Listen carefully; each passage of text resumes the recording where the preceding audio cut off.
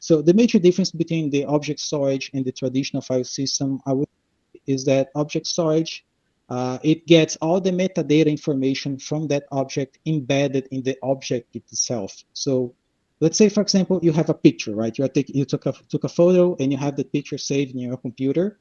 That picture is going to have file name, file format, file size, date of creation, creation owner, who can access that, who can modify the file, modification date, all of those attributes of the file.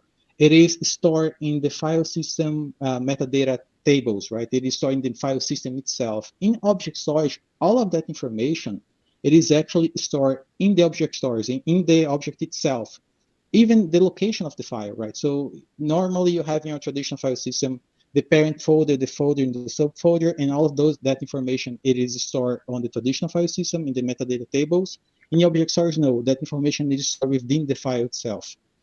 It's a point where you can even have different attributes in the file. Perhaps you have a column for tags. Perhaps you don't need a column for date of creation, for example. So we have the flexibility of changing those attributes whenever you want it to, based on your business needs, of course.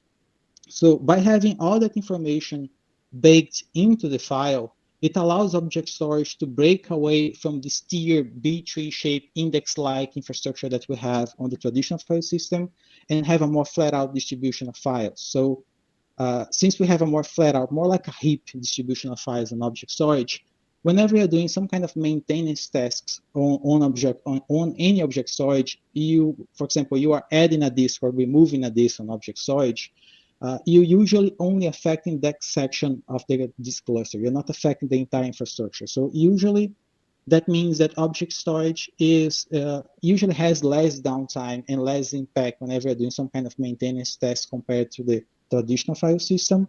So if you put those things together, for example, you have less downtime. It is usually cheaper to scale object storage, and you have the ability of having different attributes based on your business needs, based on the type of file you have.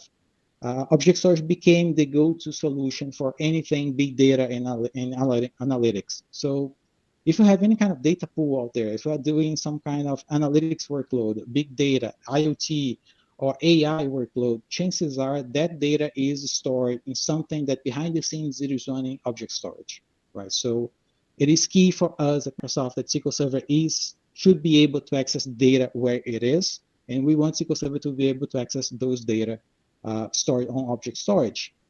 That means we are not replacing our traditional file system. All the OLTP workload stays as is. We're not touching that. We're just enabling SQL Server to be able to leverage all of these new workloads, these new data sources that we have available right now.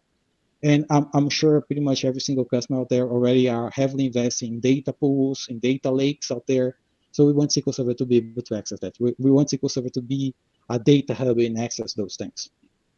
And one thing that is key to point out is that object storage can run in the cloud, on-prem, or hybrid. And Cloudian is an amazing company that has our offerings across all of those options. And it is not new technology. It's a try and true formula for the past 10 years. And I actually think more than 10 years already. So it is not something you're going to have vast support and vast solutions out there.